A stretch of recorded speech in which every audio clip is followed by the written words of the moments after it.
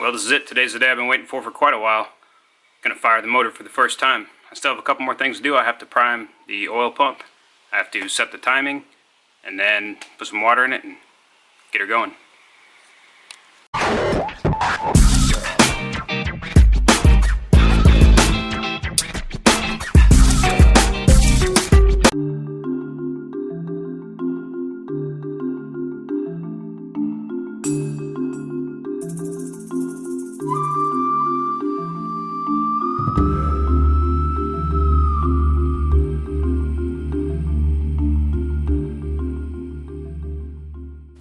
Now before I start drilling, I'm going to pop the valve covers off so that I can check that I'm getting flow all the way up and through the lifters.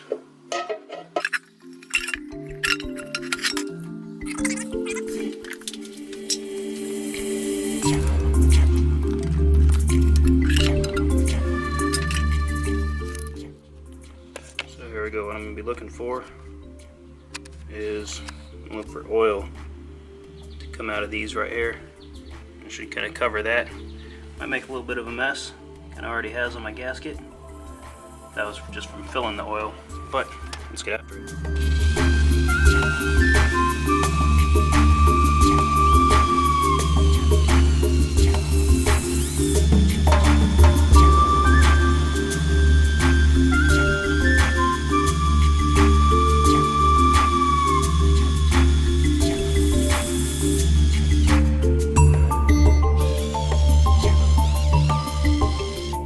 Definitely feel resistance in the drill, and I can see a little bit of bubbling out of one of them.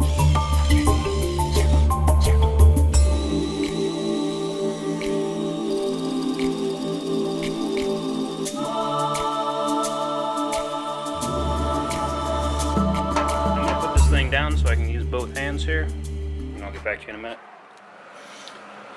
Alright, next step, I got the valve covers back on. I went ahead and ensured that the number one cylinder, which is the one over there, is on the compression stroke and that it's a top dead center. Now what I have to do is I have to align the oil pump.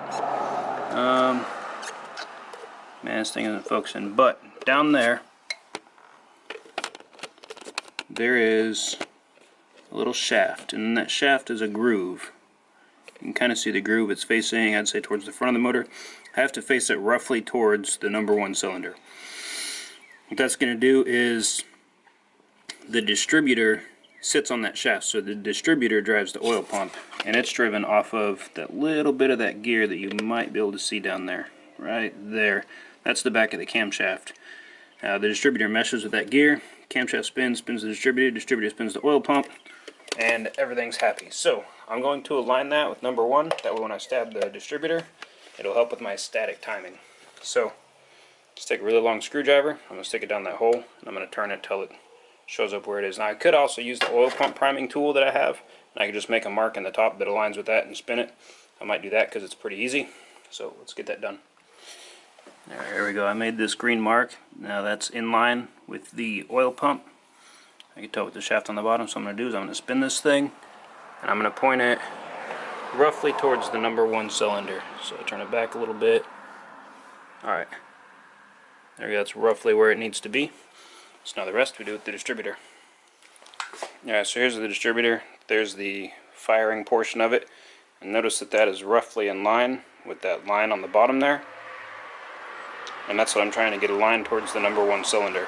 So, go ahead and turn this so that it sits the way it needs to sit. Now I'm going to try to get it in there. Now this is kind of difficult because the angle of those gears, as it goes in, the thing wants to spin. So you need to set it back a little ways from where it needs to be. That way you can get it to go in. And also, very important step, this gear meshes with the cam gear, so you want to make sure that you use a good break-in lube. So this is an engine assembly and break-in lube. It has an increased amount of zinc in it, and that zinc is what helps keep the parts from wearing on each other during initial startup. So there's already a little bit of lube on those, but I'm going to go ahead and lube them up more with this. That way when I go to run this thing for the first time, I don't flatten that gear. Shit. gasket.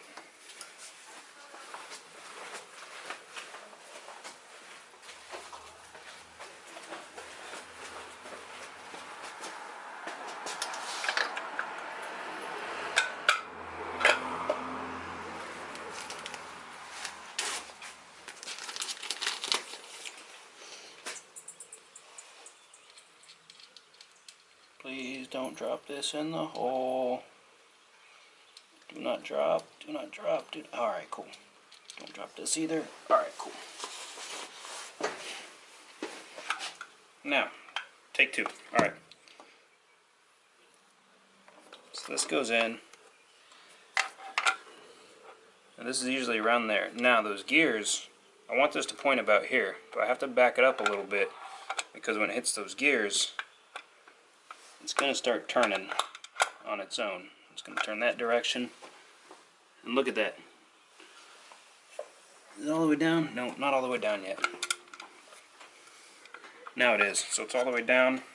I'm facing roughly number 1 cylinder. Now the rest of the timing will be set like this. I'm pretty happy with that. It could be about right here, but right here is good. So I'm happy with it. I'm going to live with it. Let me go ahead and get my distributor hold down clamp in place, set the distributor cap on, and we'll get this thing going.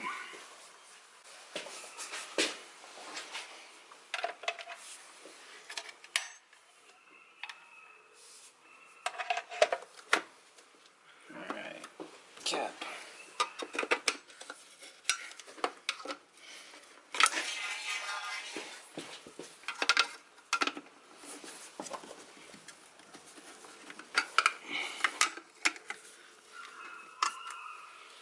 Don't forget you got 2 different wire looms you have to hook up. One of them is the one that goes from the sensing unit into this distributor cap portion, and the other one is from the car. This has your battery and tack signal. Plug this one in. There we go. Now, let's start rewiring the spark plugs. Starting with number 1. This is Chevy small block, so 1843657 I'm over here on the other side, so I got 1. Now I'm going to go 2, so 186. Damn. 1843. So number 3 is right there. Yeah, how'd it go?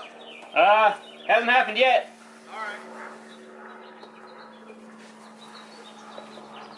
Alright, 184365.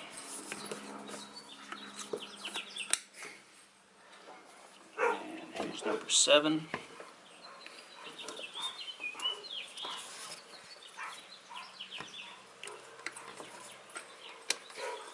There we go.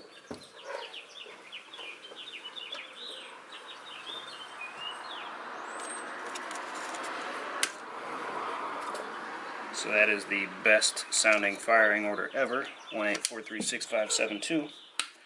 Matter of fact, the motor I'm putting in my little Hilux has that same firing order.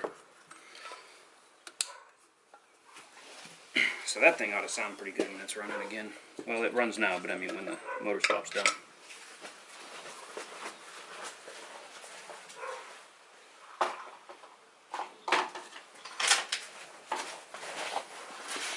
Alright, I got 1 distributor hold down bracket.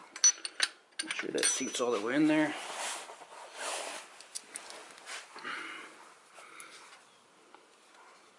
The washer, and the nut.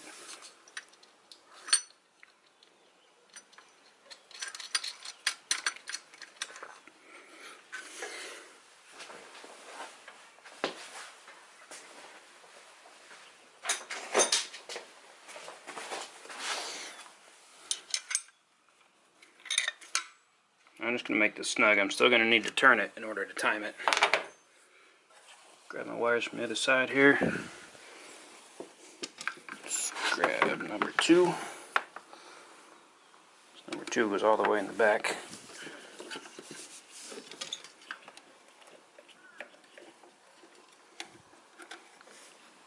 There we go. Number 8.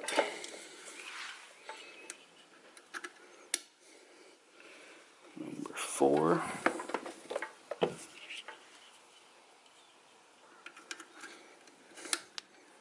So 18436, and that's the last one I got. 572. Cool. Here we go. I got the vacuum from the carburetor into the distributor. I'm going to go ahead and I'm going to shorten this and take care of that later. I just need it to run, you know, proof of concept type of deal.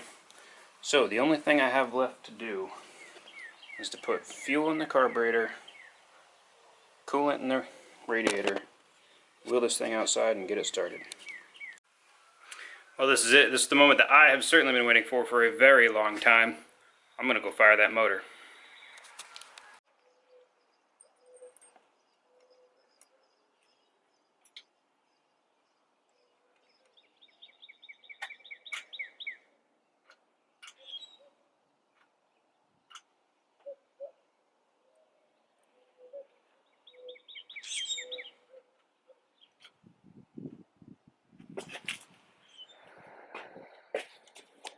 Alright, well, I don't know what the hell just happened, but something's going on with the start button.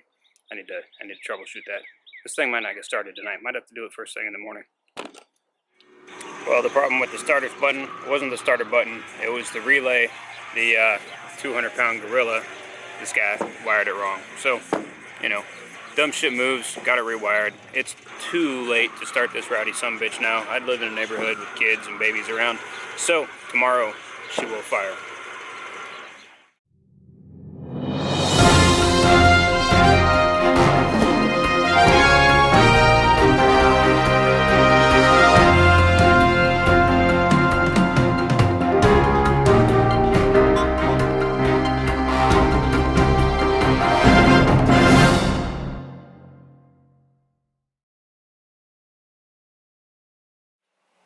Well, it seems like that epic no-start condition was due to the carburetor.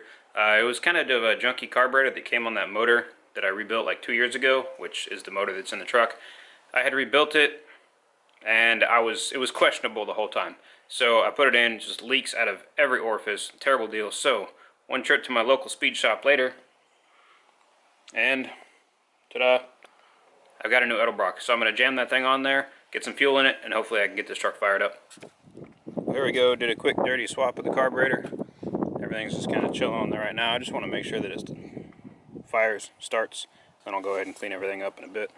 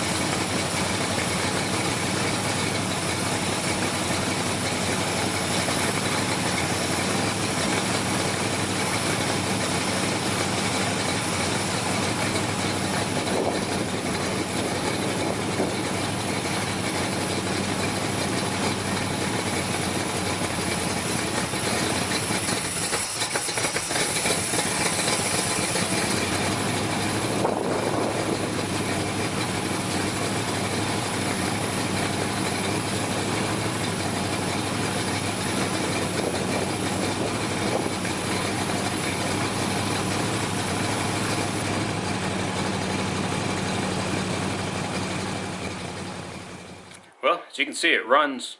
It took a little bit to get it started, a little more than I thought it would. The whole thing just came down to timing. You know, you really can't time the thing. You can like static time it with the distributor like I showed you, but that's a ballpark. You know, you got to just keep adjusting until it finally fires. I finally got it to go, and then actually setting the timing of my timing light, it's really difficult because the serpentine bracket system is in the way a lot, and then it's so bright outside right now. You know, it's sunny and not a cloud in the sky, so it's really hard for me to see the timing mark. But I got that all figured out. It seems like it's timed okay now. The only thing is the coolant, not the coolant itself, but the coolant system. That little fan that I have is just not enough for it to just sit here at 3,000 RPM, not going anywhere. So airflow is an issue. I had to shut it off a few times during the break-in, then I had to let it cool down and get back into it. We finally kind of improvised and got some spray bottles out, and we were just spraying water over the radiator, misting it the entire time, and that was keeping it, you know, from boiling over. I was able to keep it running a little bit longer. The 20 minutes has elapsed. For some reason, my alternator is not charging, and I did run below the level of gas in my gas tank. I'm just kind of pumping out of a pumping out of a 5-gallon tank because I still need to drill a hole in the top of my actual gas tank and weld on it, and I'm not going to weld on a gas tank that's had fuel in it. That's extremely dangerous. So I still have to make mods to my gas tank. That should come out this week or next week. Then I can hook that up properly, have some more wiring to take care of under the hood. I got to figure out why my alternator isn't charging, and then, you know, put some body work on this thing. I'm waiting for a new radiator core support. I ordered another one from eBay. Somebody had one somewhere out on the West Coast, and it had the proper little like brackets for the radiator mount. Yeah, let me show you the engine here. Alright, so I was able to get it to run. I wasn't ever able to get it to like just like sit there and idle and sound good, because when I was finally getting to do it, it seemed like it ran out of fuel. It either ran out of fuel, and there's fuel in the filter here, so I don't think fuel was the issue. It probably went dead because it's been running for over 20 minutes with no alternator. I think the battery probably finally gave up the ghost. So I'm going to dick around with this some more and see if I can get it to idle. Well, the oil pressure certainly is good. I was able to start it, it fired right up and it idled. Sounds pretty good. But oil was shooting out of the #1 cylinder exhaust push rod, and no shit, it was coming right out of that hole and then squirting all the way over, all the way to my Impala. Check this out. That's oil that just popped out of my motor. So it was a nice little gusher of sweet crude bubbling out of that there hole. So I went ahead and I put that grommet in. Hopefully that'll maybe deflect it a little bit so I can fire this thing up again. And the reason I don't have my actual breather on here is I still have to pull the valve cover off, and I have to drill this hole out from 1 inch to 1 1/4 inches in order to put the bigger grommet on to fit the breather that I need. And I'm actually going to switch it, put the breather on the other side and the PCV on this side, because the PCV on the Edelbrock is on the front, whereas on the Holly that I had, it was on the rear. So I'm just going to switch it around just to make hose routing shorter and easier.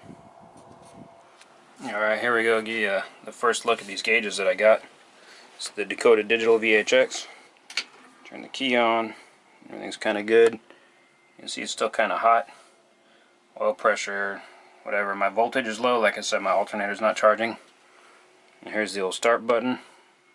Look at that. Fires right up. Oil pressure good. Holds at 40. Voltage still low.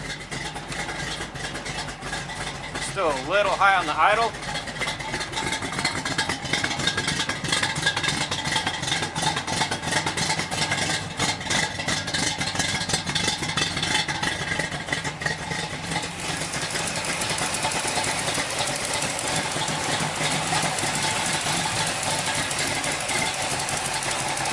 Cool, that works.